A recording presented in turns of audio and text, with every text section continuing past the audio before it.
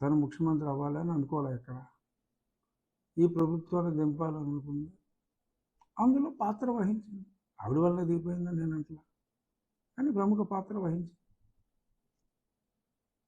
So ఇప్పుడు పుట్టింటికి వచ్చింది. పుట్టింట్లో అరాచకాలు జరుగుతున్నాయి. అత్తోరిల్లు సర్దుకుంది, అంటే అత్తోరు రాష్ట్రం సుభిక్షంగా ఉంది. రేవంత్ రెడ్డి గారు ముఖ్యమంత్రి అయ్యాడు, చక్కటి పరిపాలన అందిస్తున్నాడు. ఈలోపు పుట్టిల్లు చిన్న భిన్నం అయింది, సర్వనాశనం అయింది అని తను అనుకుంది. నేనే తిరిగాను కదా, నేనే ఈ ఒకే రాజధాని ఉంటుందని చెప్పాను కదా, వాళ్ళ మాటలు నమ్మొద్దు, ఇక్కడి నుంచి మక్క ఎత్తాడు అన్నది కరెక్ట్ కాదని. ఇక్కడ ఇల్లు కట్టుకున్నాడని చెప్పింది నేను కదా, ఇక్కడే ఉంటాడని చెప్పింది నేను కదా.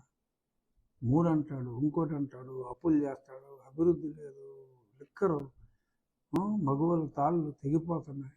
ఈ సమస్యలన్నీ చూసి అత్తరిల్లు సరే అయింది, పుట్టిల్లు సరి చేసుకోవాల్సిన బాధ్యత ఉంది. పైగా నేను క్యాంపెయిన్ చేసి మరి వీళ్ళందరినీ కన్విన్స్ చేశాను. ఇప్పుడు ఇన్ని దురాఘాతాలు జరుగుతూ ఉంటే ఒక వ్యక్తిగా, ఒక మనిషిగా తప్పును సరిదిద్దుకోవాల్సిన బాధ్యత తెలిసిన ఒక మగువగా షర్మిల ఇక్కడికి వచ్చింది. అదే ఓట్ల శాతం ఎంత వస్తుంది, సీట్లు వస్తాయా లేవా అనేది నాకు అనవసరం. ఎందుకంటే నేను ఆ పార్టీ కాదు, నేను జాయిన్ అయ్యే పార్టీ ఏంటన్నది ఇప్పుడే నేను ఎప్పటి నుంచో చెప్తానే ఉన్నా. సో దాని గురించి నేను మాట్లాడను. కానీ ప్రజాస్వామ్యంలో ఏ పార్టీనైనా మనం ఆహ్వానించాలి. ఆ పార్టీలో చెడ్డ ఉంటే ఇది చెడ్డ అని చెప్పాలి. అందరికీ సమాన హక్కులు ఉంటాయి ప్రజలకు నిజాలు చెప్పడానికి. ఉన్న నిజాలే తను చెప్తే వ్యక్తిత్వ హననం తప్పు. ఆడెవడో వర్రగాడంట, ఎవడో నోటుకు వచ్చిందా వైసీపీ అఫీషియల్ సోషల్ మీడియాలో పోస్టింగ్. ఇంత దారుణమా? నీ చెల్లె నిన్ను అసహించుకుంటే, నీ చిన్నాన్న కూతురే నిన్ను అసహించుకుంటే ఏ మహిళ గౌరవిస్తుంది? మహిళలు చెల్లిని నమ్ముతారా, లేక ఎవరు నమ్ముతారు?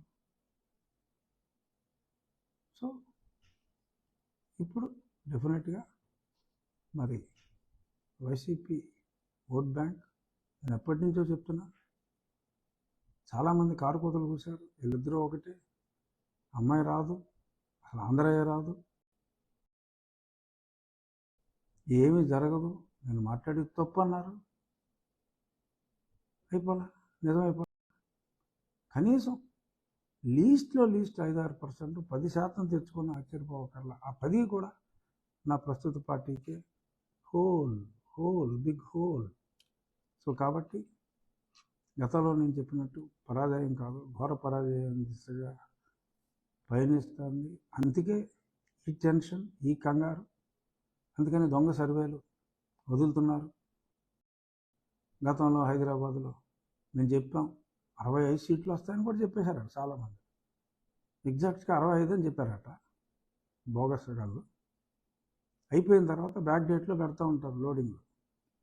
గతంలో చేసిన పోస్టింగ్లు ఉంటే తీసేస్తారు, డిలీట్ చేసి పెడతారనమాట. అందులో డేట్ ఏదో రాస్తారు. ఏముంది, నువ్వు పెట్టిన సీట్లో ఏ డేట్ ఉంటే ఆ డేటే ఉంటుంది. నువ్వు ఎప్పుడు లోడ్ చేసావు కదా, ఎవడు వెరిఫై చేస్తాడు? ఐపీ నెంబర్ చూసి ఫలానా అప్పుడు చెప్పాను కదా, హైదరాబాద్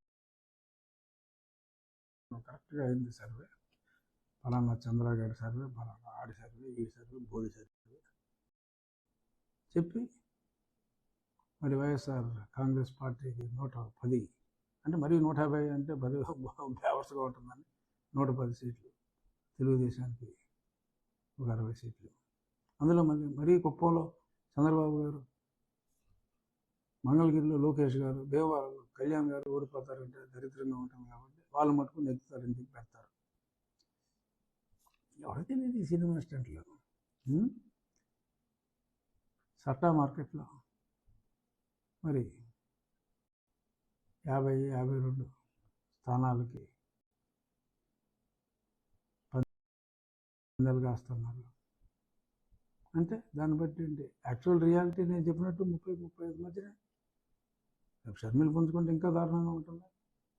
సో ఈ బొత్తులో బోగస్ ఫేక్ సర్వేగాల్ని నమ్మాల్సిన అవసరం లేదు. Real surveys are all showing a big defeat for YSR Congress Party.